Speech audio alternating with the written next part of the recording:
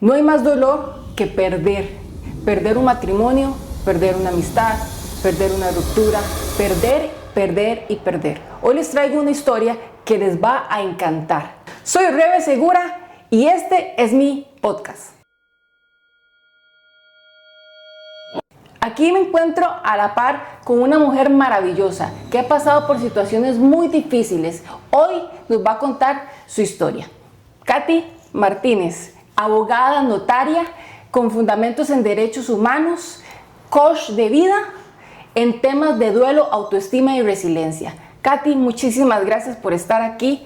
De verdad, esto es una oportunidad maravillosa. Cuéntenos de su historia. Bueno, saludos a todos aquellos que nos están escuchando y que nos van a escuchar durante todo el tiempo que van a estar oyendo este maravilloso evento que prepara Rebe. Voy a contarles un poquito de mi historia y sobre todo cómo conozco yo a Rebe. Primero empecemos por ahí. Como lo pueden notar, entre Rebe y yo hay mucha diferencia de edad. Ella podría ser mi hija mayor, es aún menor que mi hija mayor. Yo soy madre de 4 hijos. Tengo 60 años y eso es parte de lo importante acá porque la experiencia a veces ayuda más que ninguna otra cosa. Y es esa experiencia vivida.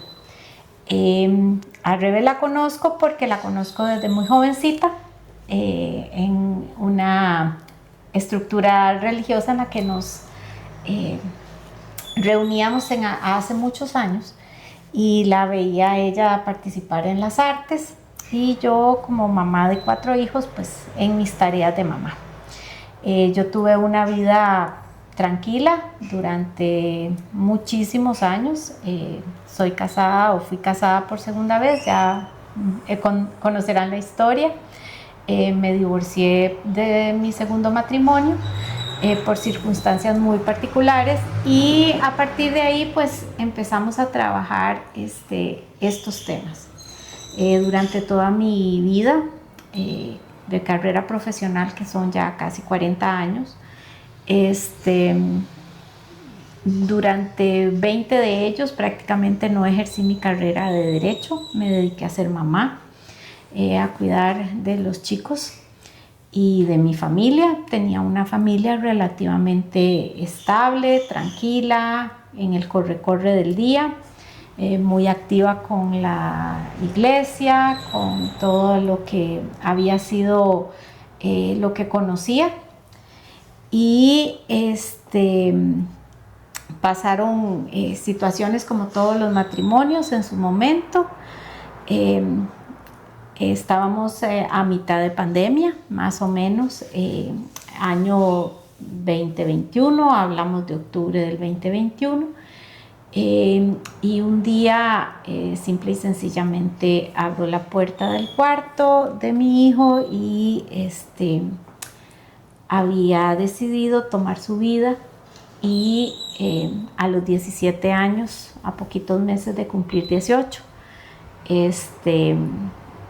falleció y el diagnóstico fue muerte por suicidio y a partir de ahí mi vida dio un giro total y absoluto.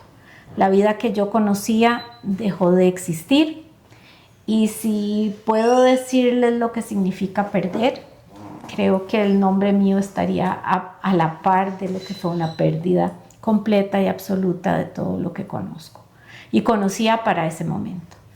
Ya van a ser 5 años de ese evento y al día de hoy soy una mujer muy distinta, con muchísimas ideas totalmente diferentes, una vida muy, muy, muy distinta a la que conocí, pero que también me da mucha satisfacción, mucha tranquilidad. He pasado días fatales. Y aún así hay días que me doy el permiso de tenerlos, porque creo que por ahí vamos a empezar. A partir de la situación, de esa situación, pues le sumamos que muere mi hijo y un mes después me divorcio. y mi hija menor decide irse con el papá. En ese momento, Katy, en donde parecía que la vida parecía estar todo tranquilo, todo bien, en paz, no había ninguna preocupación, estabas yendo a una iglesia y no pasaba nada, hasta que llegó el punto donde tú mencionas ese accidente, eso que te derrumbó completamente, en donde tú dijiste, ya no puedo, ¿verdad? Donde todo lo que tú pensabas y creías se te cayeron, ¿verdad? Al piso. ¿Qué fue ese momento para ti? ¿Cómo lo viviste? Bueno, realmente cuando lo explicamos así parece que así es, pero en realidad todo es un proceso en donde entramos primero que todo en una negación, pero no en una negación de esto no puede estar pasando, no, es que simple y sencillamente entramos en un shock, ¿verdad? Y es conforme van pasando los días que vas entendiendo qué es lo que ocurrió. Ese momento como tal no es un momento en el que yo digo, ok, a partir de aquí, borrón y cuenta nueva, todo cambió. No, realmente son eventos que van sumándose en donde simple y sencillamente el cerebro entra y colapsa. Pero para eso pasa mucho tiempo en donde cuando se da el evento, más o menos unos 2 o 3 meses después es cuando el cuerpo y el cerebro deja de funcionar correctamente porque ya gastó todo su arsenal, todo su almacén de hormonas, de químicos que mantenían, digámoslo así, la estabilidad de nosotros como seres humanos en que reaccionábamos normalmente. A partir de ahí yo sí tuve que iniciar ciertos temas terapéuticos, psicológicos. Yo me negaba a tomar medicamentos para dormir o para cualquier otro, para calmarme, porque nunca había creído ni en los psicólogos ni en los psiquiatras por cuestiones de religiosidad. Creía que eso no eran herramientas que los cristianos en ese entonces, que era lo que yo pensaba, ocupábamos y que yo podía arreglármela por sí sola. Más o menos eso fue en octubre, más o menos por ahí de finales de enero, febrero, empecé a tener un colapso, me golpeaba contra las paredes, viví... ¿Usted se golpeaba contra las paredes? Me golpeaba contra las paredes, viví básicamente de suero y café, no comía. Suero y café. Vivías en una vida automática. En automático. Y a partir de ahí, aunque tuve una compañía importante de una excelente psicóloga que me acompañó durante el proceso de duelo, ella me explicaba que mi cerebro estaba en un nivel de que si comía chicle no podía caminar, no podía hacer 2 actividades al mismo tiempo. Se me agotaron todas las reservas que utiliza el ser humano para funcionar normalmente. Y estuve 5 veces en el psiquiátrico, en el hospital psiquiátrico, para tratar de estabilizarme, equilibrar mis químicos. Pasé sedada casi un mes, que no supe qué pasó ese mes, me cuentan, pero yo pasé dormida, yo no recuerdo haberme bañado, comido absolutamente nada, de no ser por mi mamá o mi hermana, que estaban ahí cuidando. Y bueno, y en ese entonces mis hijas mayores, porque mis hijas mayores actualmente una va a cumplir 38 y la otra 28, vamos a ir trabajando, ¿verdad? Esas partes, pero sí fue un proceso muy difícil porque todo era pérdida, ¿verdad? Y teniendo arraigado todo el concepto de un Dios de amor y un Dios que sana y todas estas cosas, pues fue bastante complejo para mí entender y entrar en esta nueva vida, ¿verdad? Muy difícil, pero más o menos tuve que además alquilar la casa en la que había vivido durante los últimos 20 años. Para ti fue eso un shock, en saber de que como todo estaba bien, Ajá. y de repente vino una tormenta, el huracán hizo desastre, ¿verdad? Verse enfrentada de que tienes que ir a la psiquiatra, de que tienes que dar medicamentos, todo eso, ¿verdad? En algún momento tú te preguntaste, ¿pero dónde está Dios?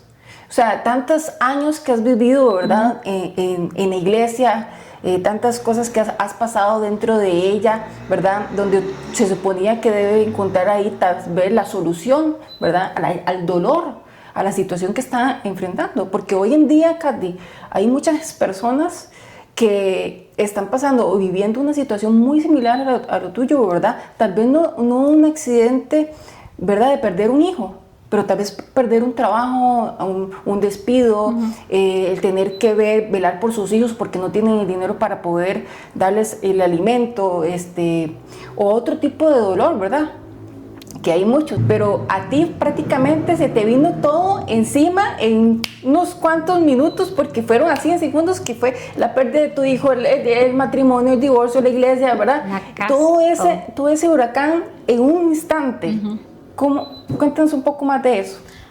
Bueno, es complejo tratar de hacer como un análisis hacia atrás de si yo pensaba o no, si Dios existía o no. Realmente era muy complejo ver a la gente desesperada, pensando, orando, y yo realmente creo que bloqueé todas esas partes en mi cabeza. Yo no podría ver, puedo al día de hoy decir que hoy tengo un concepto muy diferente de Dios al que tenía hace 5 años. No es que dudo de su existencia, sino que considero a lo que he vivido que su forma de trabajar es muy diferente a la que yo creí y a la que me enseñaron, y hoy es muy distinta. Veo su manifestación tal vez de otra manera, no negando su existencia, pero abriendo mi entendimiento y mi corazón hacia otras cosas y hacia otras manifestaciones con respecto a los demás. Entonces, yo no recuerdo haber golpeado el piso o haberse dicho por qué o Dios, o nunca entrar en ese sentido, pero probablemente al rato lo hice y no lo recuerdo. Pero sí, lo que podría decir es que creo que como seres humanos todos somos muy distintos y vemos la vida muy distinta, y el dolor es parte de nuestra vida como seres humanos, y a veces nos han enseñado que las personas que sufren dolor o que pasan atribulaciones o que pasan momentos incómodos es porque están haciendo las cosas mal o porque están en pecado. Y cuando entramos en ese mundo de la religiosidad, entonces empezamos a manejar muchos sentimientos de culpa, y tampoco se nos facilitan desde ciertos entornos las herramientas necesarias para entender que las cosas no deberíamos verlas de esa manera, sino encontrar otro tipo de soluciones. Creo que por mi formación, tanto académica como mi forma de ser, me di a la tarea de trabajar y encontrar propósito, que fue de hecho uno de los primeros libros que me recomendaron para leer, que fue El hombre en busca de sentido. El encontrar ese propósito para el cual venimos a esta tierra, que en algunos casos se nos enseña como el propósito por el cual Dios nos trae a este mundo, y no entendemos por qué pasamos muchas cosas. Es muy fácil decirlo 5 años después, pero en ese momento es entrar en una serie de porqués, y creo que lo más importante es entender que no es por qué, sino para qué. Empezar por ahí. Entonces, más o menos a partir de ahí, tuve que tomar muchísimas decisiones que no estaba en capacidad racional. Como abogada yo podría decir que mi voluntad estaba viciada, así se llama un vicio de la voluntad, y que nada de lo que hice debería de haber sido válido porque realmente mi cerebro no estaba en capacidad de tomar decisiones.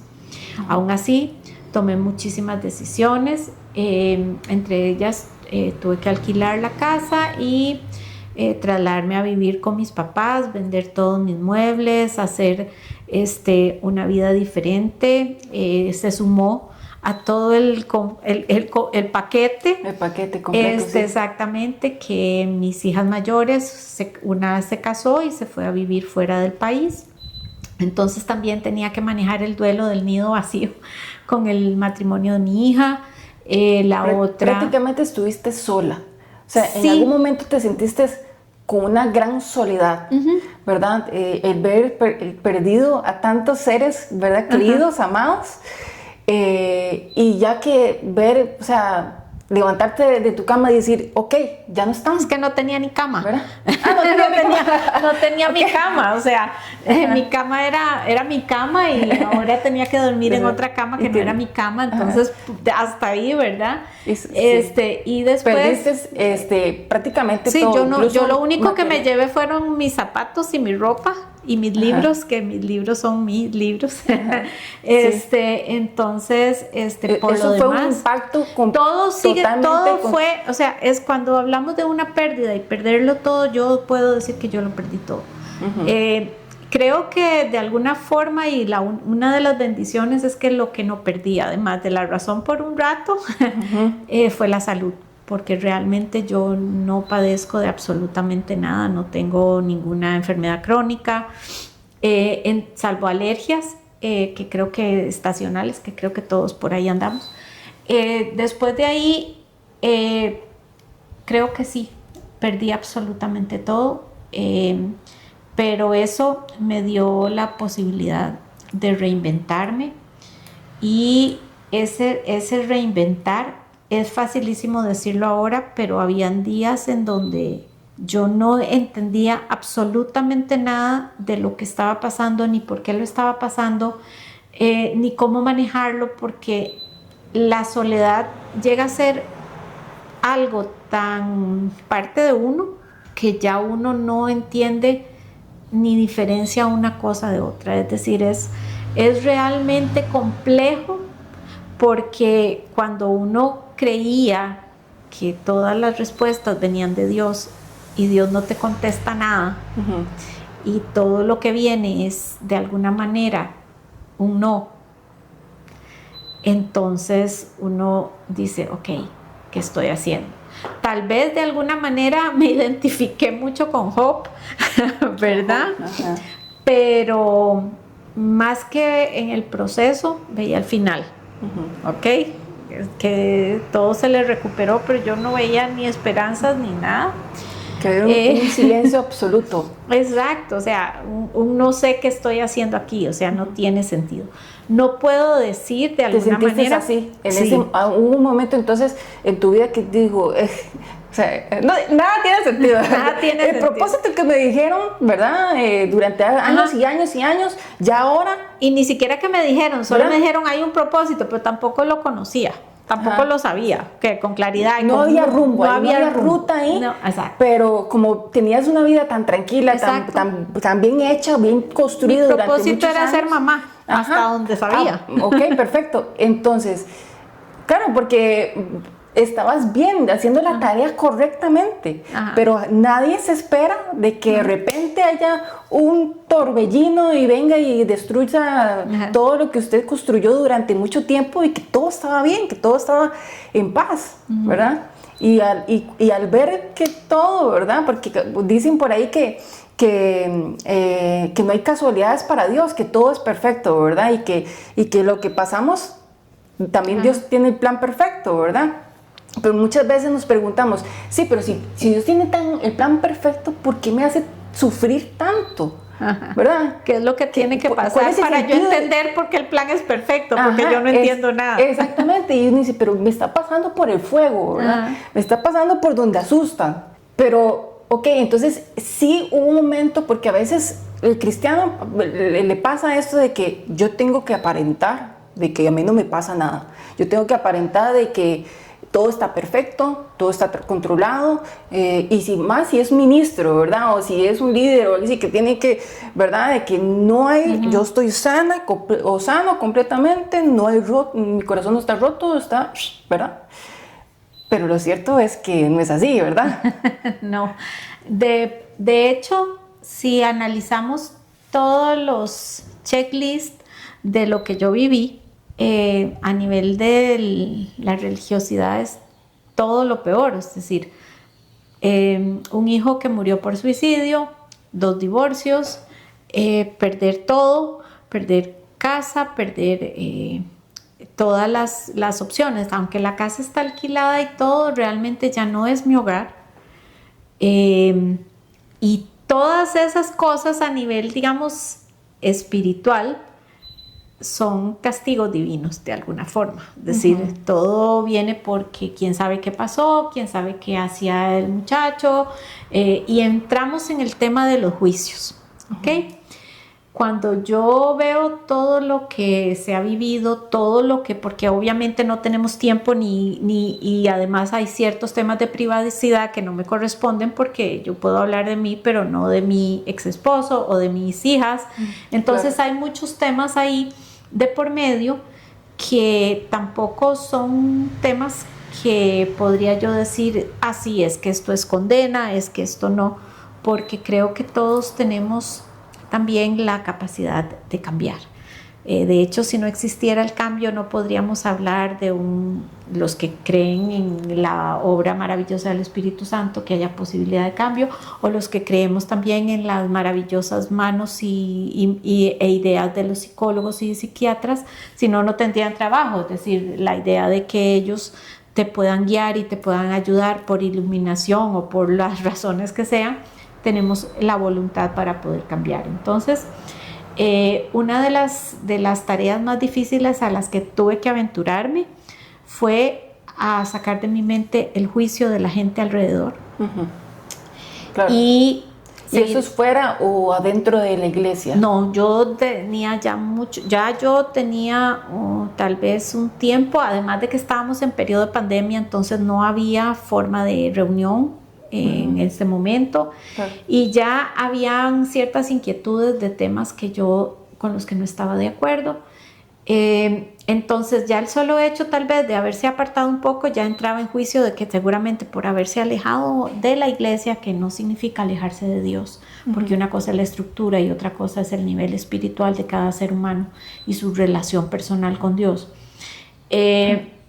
Creo que a partir de ahí podríamos haber entrado en otros temas y empezar a manejar, de desligar que lo que a mí me pasó podría saber que estaba en el comentario de todo el mundo, lo cual me parece que desde un punto de vista del amor de Dios y en vez de ser apoyo, era más bien echarle tierra a lo que ya estaba herido, y no se daban las condiciones tampoco para tener acercamientos hacia consejos o apoyo de personas.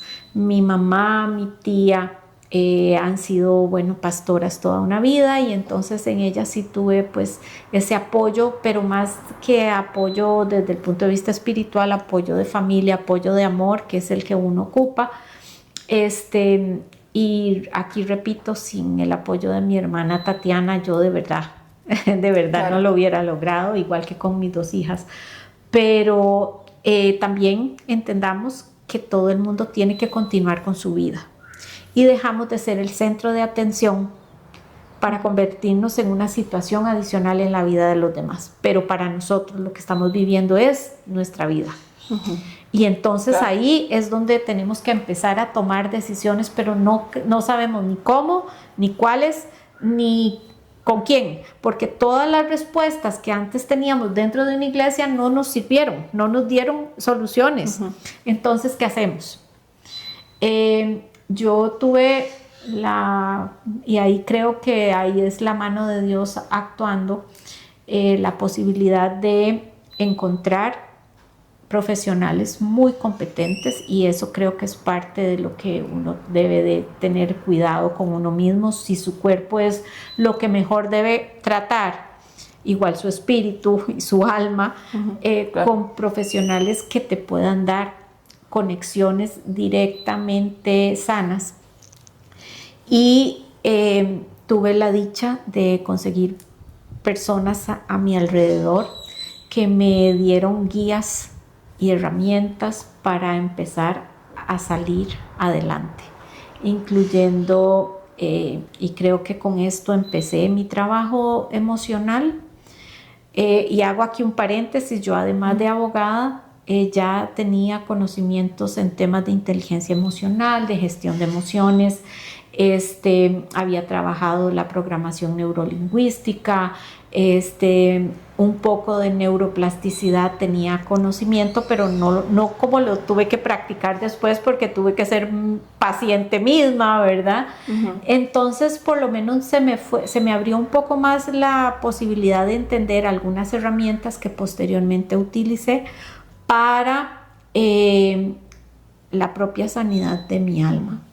Y más de mi alma, de mi vida, porque creo que todos los días hay heridas y cosas que pasan, pero que podemos trabajar, seguir adelante. Pero el solo hecho de querer levantarnos de una cama para vestirnos y bañarnos y comer, eso ya es todo un tema.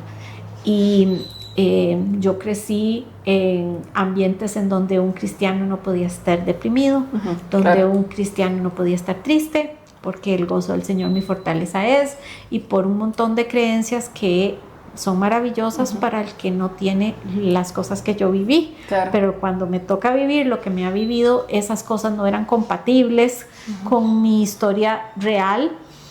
Y tratar de superar no solo lo que yo creía, sino que además tratar de salir adelante y querer siquiera bañarme, era todo un tema, ¿verdad? Y esta parte como les decía, como te decía, Rebe, que yo empezaba a tener esos conocimientos. Empecé, como no tenía dinero porque ese fue otro tema también bastante particular al que no me voy a referir, pero tampoco tenía medios económicos,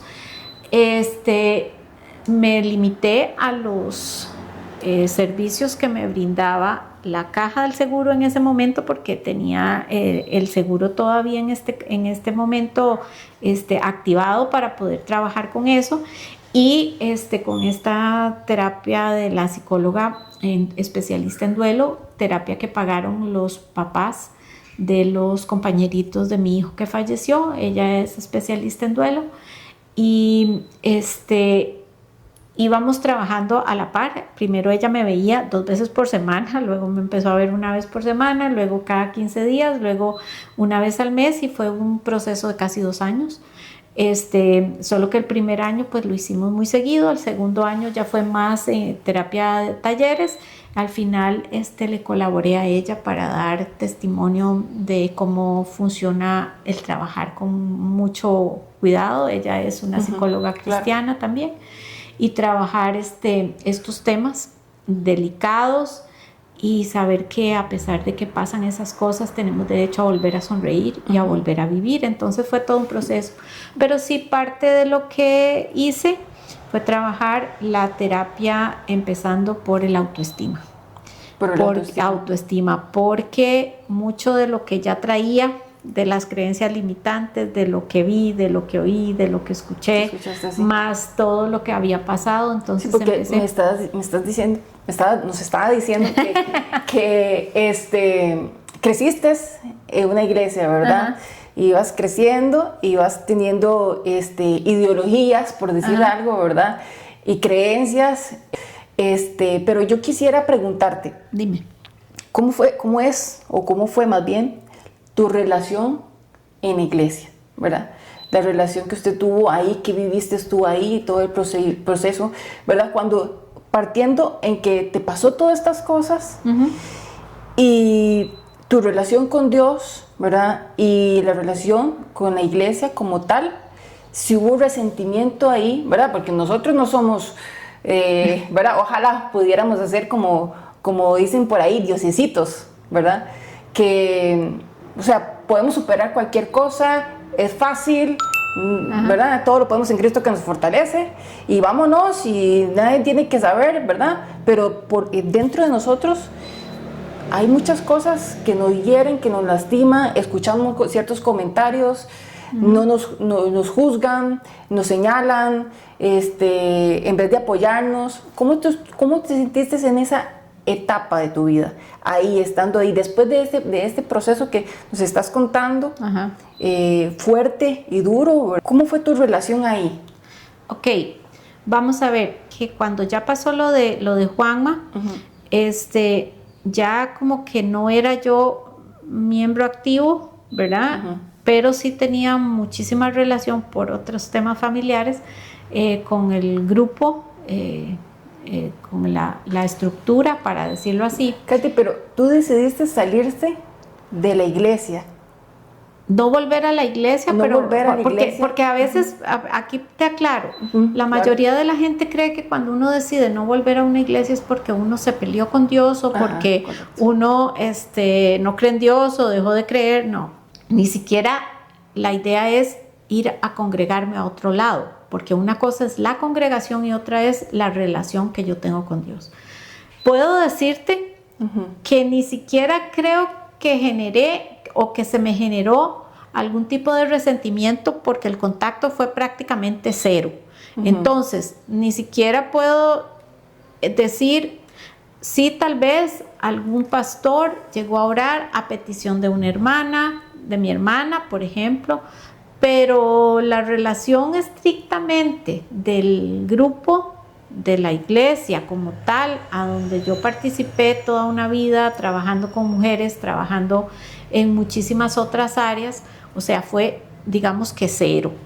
No sé si por el tema de la pandemia, si por el tema del comportamiento de la misma estructura, si por el simple hecho de que la muerte de mi hijo fue por suicidio, porque oí muchísimos comentarios de otras situaciones antecedentes a muertes por suicidio, de miembros en ese momento, de gente que yo conocía cristianos, y creo que el tema del emitir un juicio siempre es parte de la naturaleza humana hasta que nos toca estar dentro de, ¿verdad? Entonces, cuando somos nosotros, el asunto se ve diferente.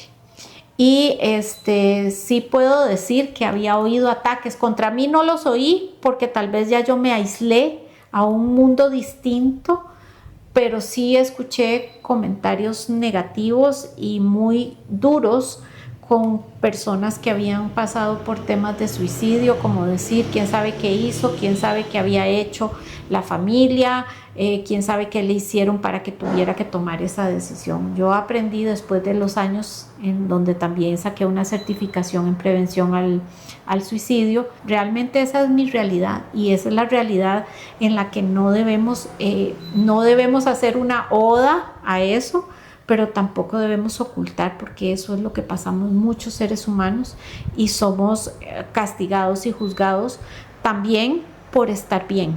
Y esa es otra de las cosas que hablaremos ahorita, porque también se me juzga por estar bien, por haber hecho un trabajo, por sentirme bien, por sentirme cómoda. Eso no significa que las cosas no me duelan. El dolor siempre está ahí. Por ratos, te contaba hoy, ¿verdad? Ahora que ayer pasé acomodando las fotos de mi hijo y lloré toda la tarde, pero eso no significa que no esté bien. Es parte, me doy el permiso de no estar siempre bien, porque fueron demasiadas pérdidas, es demasiado dolor y también uno tiene que hacer un equilibrio. Claro. Negar lo que existió es haber negado el hecho de que Dios me permitió tenerlo casi 18 años y lo disfruté y estuvo conmigo, y eso me da una satisfacción. Nadie dijo que iba a vivir más que yo, aunque esa es la ley de la vida, pero así fue y así me tocó a mí. Y esta aceptación de lo que es y de que volvería a hacer las cosas como las hice, si tuviera que tener, aunque tuviera los mismos resultados, es sanar. Sanar es perdonar lo que ya pasó y seguir adelante. Pero si me preguntas que si sentía alguna situación incómoda, sí la sentí por los demás en aquel momento. Por mí, yo no puedo decir que haya sentido ningún ataque, pero me imagino que sí, porque además nosotros nos imaginamos, ¿verdad? Y nos da por suponer, pero sí, lo que sí es importante es que mi relación con Dios es muy distinta, pero porque me tomé el atrevimiento de ir más allá de lo que tal vez se podía esperar de alguien Claro. que había pasado por tanto. Y tal vez ahí es donde está el propósito, en ir más allá. Hablemos entonces del propósito. Cuénteme, ¿cómo usted ve el propósito de su vida estando en esta nueva etapa donde comienzas a superar, ¿verdad? ¿Cuántos años pasaron? Fueron como 2 años, 3 años más o menos, Ajá. desde lo que pasó a Juanma hasta el día de hoy fueron más o menos 2 años, 3 años. Ok, al día de hoy del fallecimiento de él a octubre van a ser 5. 5 años. 5 años, ok. Ok. Pero el primer año, digámoslo así, fue como un año de transición porque era un año de total inestabilidad mental. O sea, a mí no me da vergüenza ni nada decir, pero usted estuvo en el psiquiátrico y usted, y sí, o sea, se me murió un hijo, me divorcié, no veo a mis hijas, o sea. Y que hay que aclarar algo, ¿verdad? Porque el psiquiátrico es un cristiano en el psiquiatra, poseída, ¿verdad? estaba poseída. Poseída, sí, exactamente. Ok, ¿cómo voy a estar poseída cuando el dolor que llevo por dentro es incontrolable, que no te deja respirar? Y además de eso, creo que parte de lo que les decía es que lo primero que hice fue trabajar autoestima, pero también ansiedad y depresión. Cuando hablamos de la depresión en un cristiano es casi algo... Pero eso entonces, ¿verdad? ¿usted cree que entonces ese tema, ¿verdad? Psicológico en la iglesia no se da? No Hoy en día sí, porque ya vemos un montón de personas que son psicólogas cristianas, que están haciendo un trabajo increíble, ¿verdad? Y yo entiendo que también las iglesias se están dando cuenta de esta importancia. Pero, ¿cómo lo viviste tú, verdad? Porque la gente todavía habla, toda la gente dice, no, solo un momento, o sea, si sos cristiano tienes que estar bien, ¿verdad? Tienes que estar con la mentalidad, la salud mental bien, porque tenés a Dios en tu corazón, ¿verdad? Pero partimos de que, pucha, uno no es de hierro, ¿verdad? Uno también tiene sentimientos y emociones que también son dolorosas y que a veces no sabemos cómo enfrentar eso. Creo que parte del tema, para después cerrar en el propósito, porque si no nos perdemos, ¿verdad? A veces Rebe y yo hablamos y nos perdemos como 3 horas para después volver a caer en el tema. Pero lo que sí es importante es que cuando nosotros entramos en el tema de la parte psicológica, yo crecí creyendo, porque eso era lo que a mí me enseñaron y yo no estoy discutiendo acá si es bueno o malo. Y esto es algo que quiero que quede muy enfatizado. Yo estoy hablando desde lo que me sirvió a mí y desde lo que yo viví, no desde lo que me contaron. Yo crecí estudiando liberación y sanidad interior, leyendo todo lo que se podía leer, aprendiendo todo lo que se podía aprender, practicándolo tanto en mí como en otros, y en esa práctica estoy hablando a nivel, digamos, de un ritual que se trabaja en las iglesias, orar por la persona, ayunar, utilizar todas las herramientas espirituales, ¿verdad? Para que esa persona sea sana a través de la oración, de la liberación y de todo lo que cada iglesia como lo acostumbre a hacer. Pero cuando yo logro entender que a pesar de todo eso, a mí me pasó lo que me pasó y ocurre lo que ocurre en un muchachito de 17 años que no usaba drogas, que no teníamos ningún tema que yo pueda darle una respuesta, entonces a mí se me empiezan a caer todos los naipes del castillo, porque entonces no entiendo qué es lo que está pasando. Y nadie me lo puede explicar tampoco, porque podemos hablar de que es la voluntad de Dios y entonces, y ahí se empiezan a hacer otro colocho del que no vamos a entrar porque sería otro tema, pero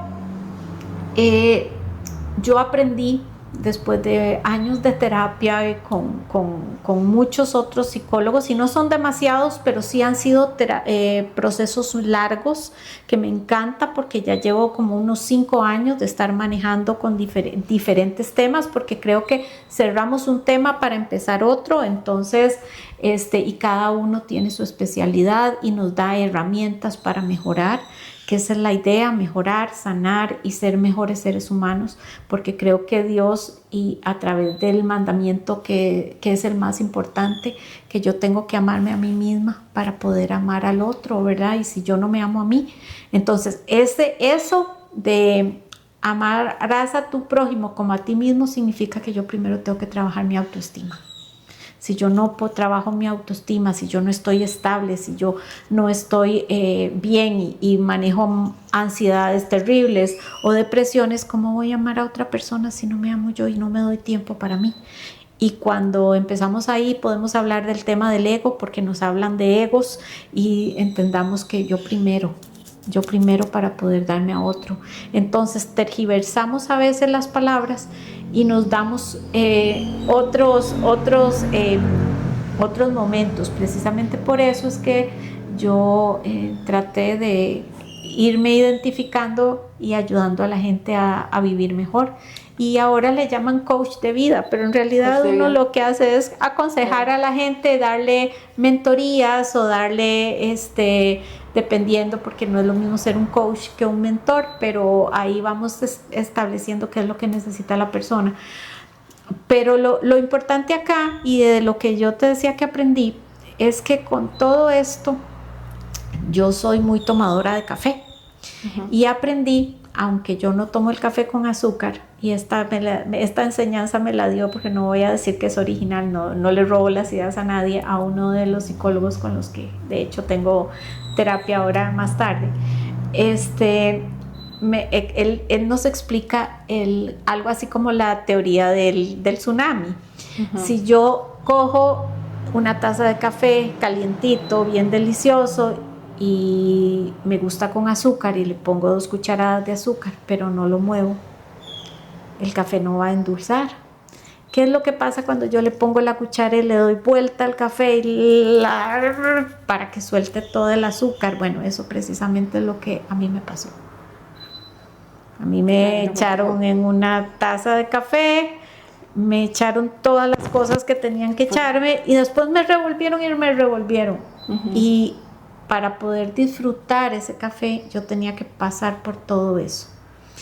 Y no, o sea, es como las uvas, cuando las uvas, exacto, como cuando crees que la uva ya está en su peor momento de madurez y ya no queda más que morir, si nadie se la come, la empiezan a machacar y sale el mejor vino. Entonces, ¿qué es lo que ocurre con todo esto? Que yo al día de hoy, si me preguntas cuál es mi propósito, sigo sin saberlo, pero sé que tiene que haber uno, porque después de haber pasado por todo esto, no puede ser gratis. Pero al día de hoy puedo darte un currículum completo. Creo que cuando te pasé toda mi información de vida, yo te pasé lo que yo había hecho antes del evento de mi hijo y divorcio y todo lo que he hecho posteriormente a eso. Eso significa que no solo es, y entiéndase aquí, no malinterpreten los religiosos, no es que no haya mano de Dios en esto. Claro. Es que yo tengo que haber tenido la fuerza de voluntad, sea inspirada por el Espíritu Santo, sea por mis ejercicios, sea por lo que sea, pero tiene que venir de nosotros. Hablábamos ahora, cuando estábamos preparando esto, hablábamos de la dependencia de Dios, y ahí entrábamos en una disyuntiva, en una dicotomía, porque yo no comparto el hecho de una dependencia absoluta de Dios en el sentido en que yo tengo que ser un sujeto activo en mi propia vida. Dios está ahí, pero yo también tengo que poner mi parte. Si yo me siento a esperar, a depender completamente de Dios y me siento a esperar a que todo me caiga, no se van a leer los libros solos, no voy a sacar mi certificado sola, no voy a estar aquí exponiendo con ustedes, no voy a estar recibiendo a mis pacientes o a mis clientes sola, sí, esperando que Dios y que se me llene la cuenta del banco. Yo debo depender de creer en que Dios abrirá puertas, pero yo tengo que ir también a coger la puerta y abrirla.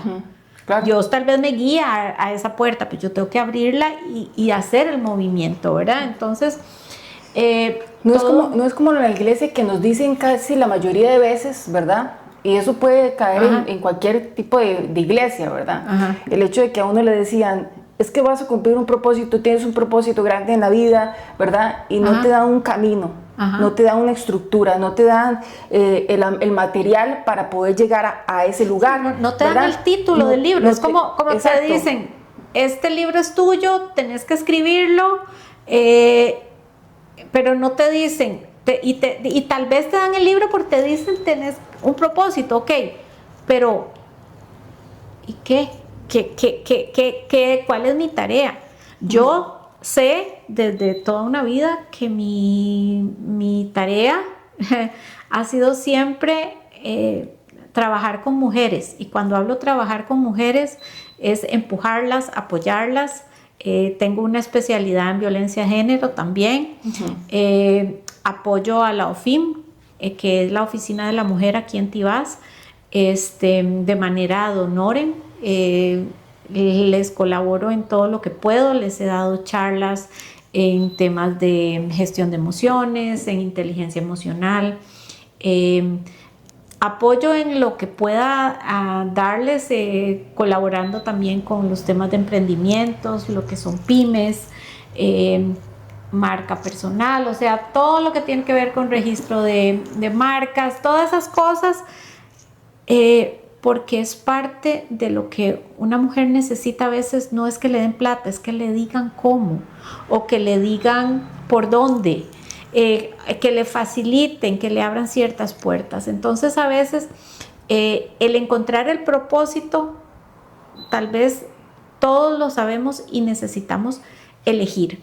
Una de las cosas, y creo que esto es parte de ese propósito, me decía también este psicólogo, que de verdad es como un ángel que Dios ha puesto en mi vida, que cuando nosotros creemos no tener dones, y sabemos que los dones son regalos de Dios, entonces cuando nosotros entendemos que el don y es lo que más nos gusta hacer, ese don es lo que nos tiene que dar de comer. Y cuando ese don da resultados, estamos en nuestro propósito. Ahí se marca el propósito. El propósito se marca en que es lo que me gusta y lo que me da de comer. Yo puedo haber estudiado mi carrera de abogada, me encanta la parte teórica, pero hay una rama del derecho que no me gusta, pero me encanta la parte que me hace razonar, la que me hace discutir, sea en política, sea los temas de defensa de derechos. Eso me encanta. Cuando yo puedo poner eso para ayudar a las mujeres y que sean empoderadas y que sean personas de bien y que trabajen y que se impulsen y además me pagan por eso, es que ese es mi propósito, entonces yo lo encontré. Claro. Entonces yo sabía que tenía un propósito con mujeres. Crié 4 hijos, tuve una familia, es más, tuve la dicha de tener 2 buenos esposos y nadie dijo que iba a durar para siempre. Entonces, ¿tú crees que el propósito se construye? Se construye, no es como el que, como habíamos hablado ahora, ¿verdad? Que a veces nos dicen, ¿cómo me encantaría, ¿verdad? ¿Cómo me encantaría que me cayera bueno, vos lo decías, ¿verdad? Que cayera aquí en el celular y que dijera... Al WhatsApp. ¿Verdad? Sí, sí. Al WhatsApp, que dijera, Rebe, tu propósito es tal, ¿verdad? Tal ministerio o tal cosa, o así, ¿verdad? O carrera, estudia esta carrera porque ese es su propósito, ¿verdad? No está, o sea, yo creo que Dios nos dio libre albedrío para poder elegir, para poder decidir qué queremos hacer con nuestra vida. Obviamente pasan situaciones en nuestra vida donde a veces, pues, ¿verdad? Como que nos desviamos un poco y perdemos nuestro norte, porque a veces también tenemos esas fases de, ay, esta vara no tiene sentido, ¿verdad? Perdemos el sentido de la vida y todo lo demás. Pero aquí es donde yo te pregunto, ya como una mujer madura, ¿verdad? Ya una persona resiliente que ha pasado por situaciones duras en la vida, ¿verdad? Ese propósito que tanto nos marcan en las iglesias, tanto nos marcan en las personas y llegar a una edad donde dice, pero ¿cuál es el propósito de uno? Porque nos vamos al norte. ¿Usted qué piensa? Dígame, cuéntenos cómo podemos hacer para encontrar ese propósito. Yo creo que más o menos me adelanté. El propósito es lo que yo amo hacer.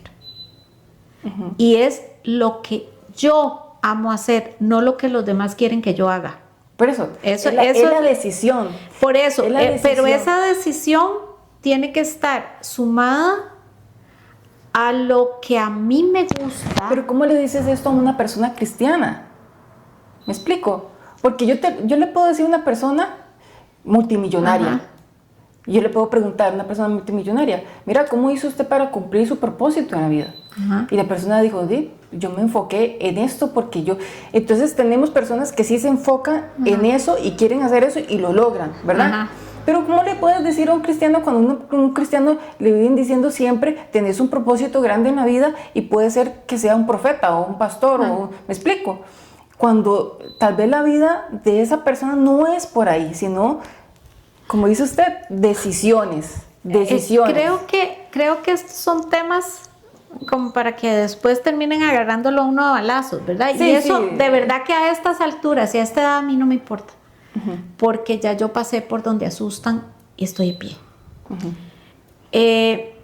Yo creo que, y también lo habíamos comentado, creo que una de las falencias, las carencias en la educación que se hace, es que normalmente al joven, al cristiano o a la persona que va a una iglesia, no se le dan herramientas claras para estar y ser parte de lo que llaman el mundo.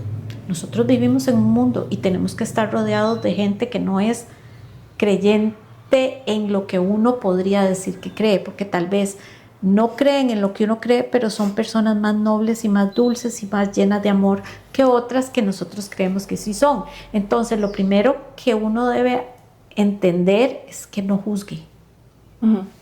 Empezar a trabajar desde la óptica en la que uno está rodeado de seres humanos y que todos tenemos los mismos derechos, las mismas obligaciones, pero sobre todo la misma capacidad para elegir, para explicar y sobre todo para amar al otro.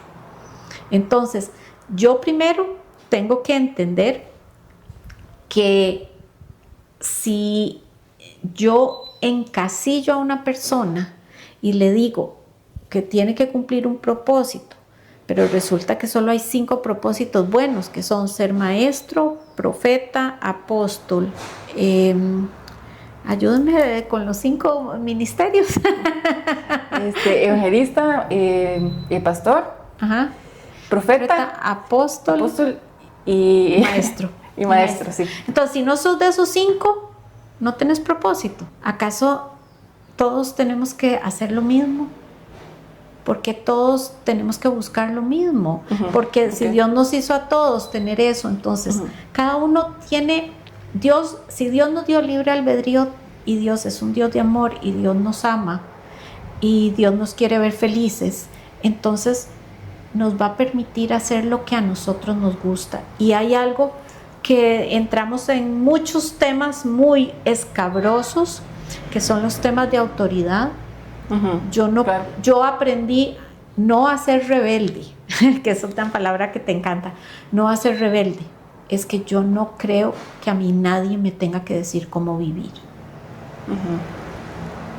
Y entonces cuando yo crezco creyendo que yo tengo que cumplir órdenes, y no porque sea insujeta ni malcriada, sino porque creo que existen opciones de libertad en donde nadie debe entrar en mi esfera, por ejemplo, para elegir mi trabajo, para elegir ciertas condiciones de vida.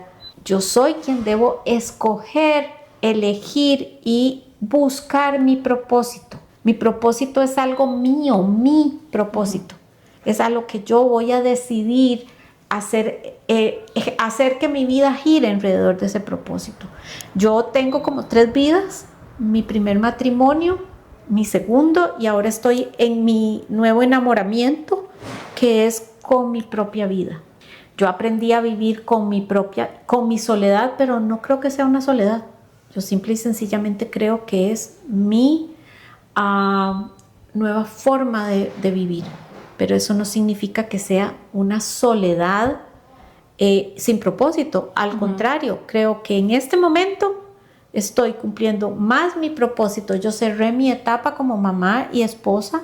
Volví a abrir una etapa como mamá y esposa otra vez. Ahora estoy en una libertad que me hace sentir bien, que me hace ver la vida diferente, que vivo y aprendí a vivir con el dolor, pero eso no me impide que yo baile, grite, pasee, y que además no me limite a la edad, no me limite a porque esto ya solo lo hacen las señoras de 60 años y las señoras de 60 no hacen esto.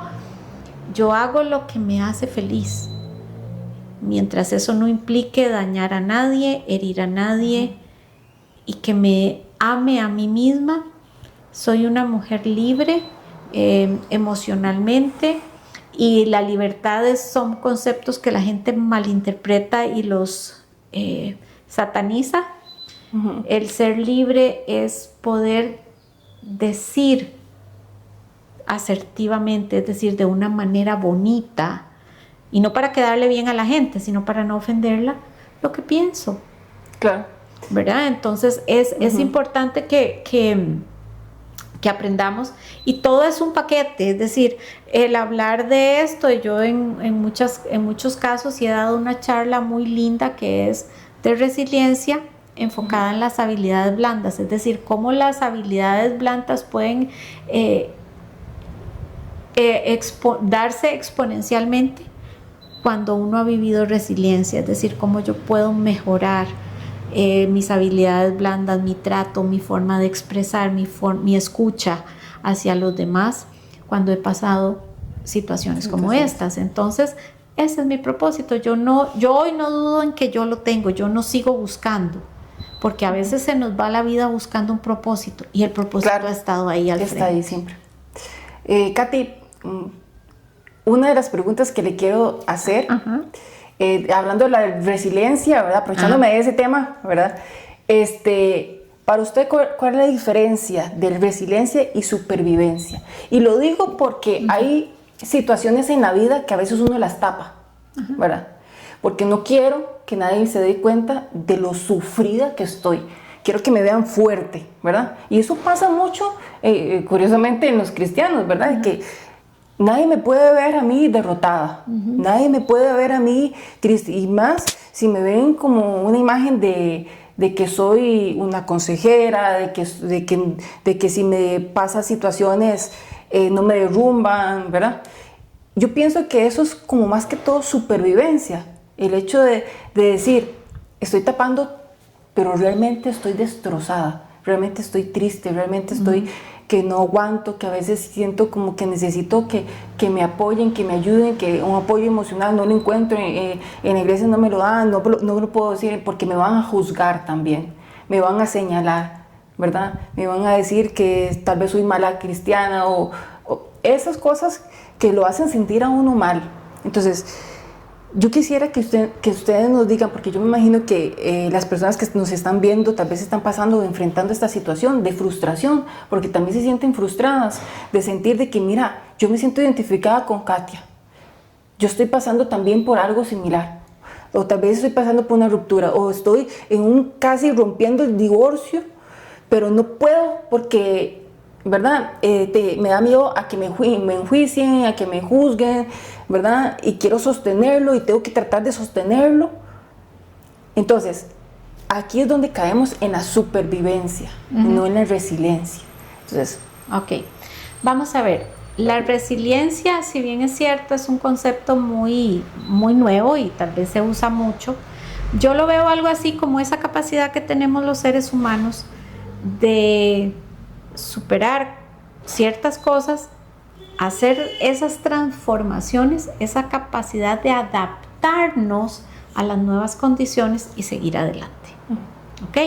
Como caernos, levantarnos y seguir caminando. ¿Ok? La supervivencia es esa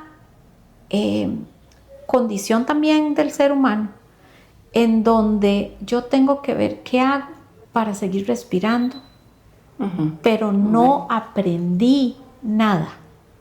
Con la resiliencia, yo voy a tomar lo que tengo, lo readapto, lo adapto y me levanto y sigo adelante con la información que ya tuve y modifico. Porque yo en este momento no soy esa persona que quisiera devolverme a mi casa, que quisiera devolverme a lo que tuve, porque ya entonces ahí habría pasado una etapa de supervivencia, o sea, aguantar hasta que todo vuelva a ser como antes.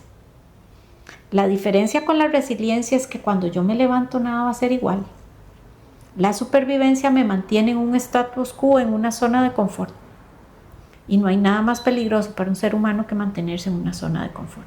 ¿Por qué? Porque yo estoy en este momento simplemente viendo a ver qué pasa, respiro, como, me levanto, como y me vuelvo a acostar. O sea, paso sobreviviendo, sobreviviendo. Y hay una diferencia entre sobrevivir y supervivir.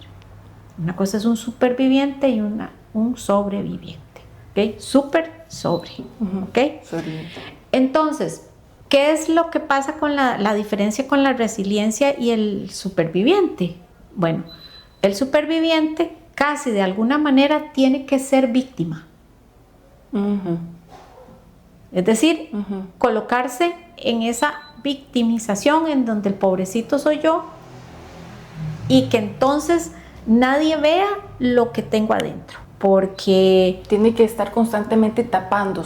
Se tapa, exacto. El sobreviviente lo que hace es mantenerse ahí, que nadie lo vea vulnerable. Exactamente, que no se vea esa vulnerabilidad de la persona. ¿Por qué? Porque si lo vemos desde un plano espiritual, es una persona que jamás podría estar siendo, porque vemos desde la parte espiritual, el que es vulnerable y el que se da como débil, está siendo atacado por el enemigo. Entonces quién sabe qué hizo, y entonces vamos a ese círculo en donde yo soy una mala persona y entonces que nadie me vea, entonces aquí me quedo queditica, respirando nada más, así como que vean que estoy bien, pero que no. El resiliente no. El resiliente tiene que caer, destrozarse. Ya no le va a importar si lo ven, si se cayó, si no se cayó, ya no tapa nada. El resiliente simple y sencillamente sabe que lo que está pasando tiene que solventarlo, porque si yo sigo ocultando que estoy herida, que yo sigo ocultando que estoy triste, si yo sigo ocultando que estoy ansioso, si yo sigo ocultando que son muchos males actuales del siglo XXI, si yo sigo ocultando eso, lo que ocurre es que me estoy haciendo un daño más grande, aunque ante los demás esté bien. Pero entonces empiezo a generar odio, empiezo a generar ira, empiezo a generar sentimientos de tristeza que terminan sumiéndome en la más profunda depresión, y podría decaer en ideaciones suicidas, podrían darse otros eventos más grandes como también homicidios porque matan por ira, matan por frustración. Entonces el tapar, el decir que soy sobreviviente de una situación, por ejemplo, un adulterio prolongado en el tiempo, de parejas que viven violencia en el tiempo y no resuelven. En temas de violencia de género hablamos de que hay una espiral que hace que cuando hay violencia, inicia la violencia no se detiene y se va haciendo cada vez más grande. Bueno, algo así es lo que ocurre cuando empezamos a ocultar todo esto, porque en vez de solucionarse, lo que hace es que se va haciendo más grande el problema y no tenemos cómo solucionarlo. Entonces, y aquí viene el asunto de la salud mental también. Por supuesto, y tomando en cuenta de que a nivel de iglesias o a nivel de estructuras religiosas, la salud mental es un tema o demoníaco o que le pasa a las personas que están en pecado y empezamos con ese miedo, pero si yo no estoy en esto, ¿por qué yo estoy en esto? Y entonces, ¿por qué me siento tan mal? La salud mental, y esto que quede muy claro, la salud mental es tan parte del cuerpo humano como lo es padecer del hígado o del estómago o del intestino. Es decir, la salud mental es una enfermedad tan válida como que te duela la rodilla, pero la gente no ha aprendido a verla así. Es falta de cultura, de educación, de formación.